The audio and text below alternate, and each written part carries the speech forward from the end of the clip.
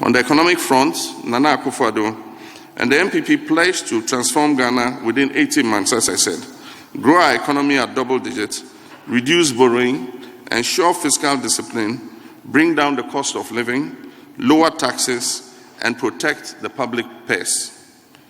They promised also to move Ghana from taxation to production. In effect, none of these has been achieved. Instead, Ghanaians have been subjected to excruciating hardship and deprivation resulting directly from the mismanagement of the economy by a government that lacks the humility to accept responsibility and the capacity to appropriately diagnose the root causes of the challenges that have brought us here. Rather, they constantly seek to impose on us their version of the economic reality, denying that food prices have gone up, insisting that the business climate is very favorable, virulently protesting the evidence that their investments in meaningful capital expenditure is insignificant, and ignoring glaring evidence of unprecedented levels of corruption and breaches of internationally acclaimed standards of social justice. This government contests even the most basic and glaring set of facts. This should never have been the case for a government that has been fortunate to receive far more resources in the last 5 years than almost all governments before them under the Fourth Republic put together. Despite this fortune, today, the Ghanaian economy ranks amongst the worst managed in the world. It is characterized by unsustainable public debt due to an unprecedented fiscal deficit, comparatively high and still rising inflation, a rapidly depreciating currency, spiraling cost of doing business, ever-rising cost of living, high levels of corruption, abuse of civil and human liberties, and a general loss of investor confidence. Simply put, our country is on the verge of bankruptcy. In spite of the firm promise to reduce borrowing, this government has increased our public debt to almost 380 billion Ghana cedis as of the end of the first quarter of 2022.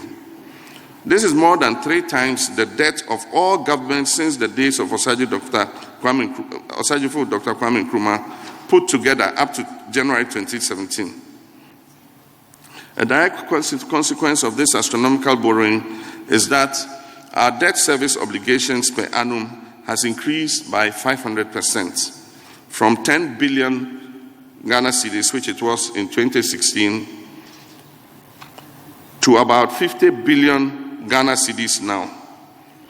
We are at a great risk of defaulting on our debt repayments unless something drastic is done. To be clear, despite the heavy politicization of debt by the current administration while in opposition, the real problem we face is not just because of the daunting large size of the debt in terms of value. Rather, it is the stark reality that these huge levels of borrowing have not gone into infrastructure and capital investment, but have been applied largely to consumption and in some cases even misapplied. This heavy borrowing has not been met by a commensurate and significant improvement in the size of our economy and its productivity to ease repayment of the debt in future. My brothers and sisters,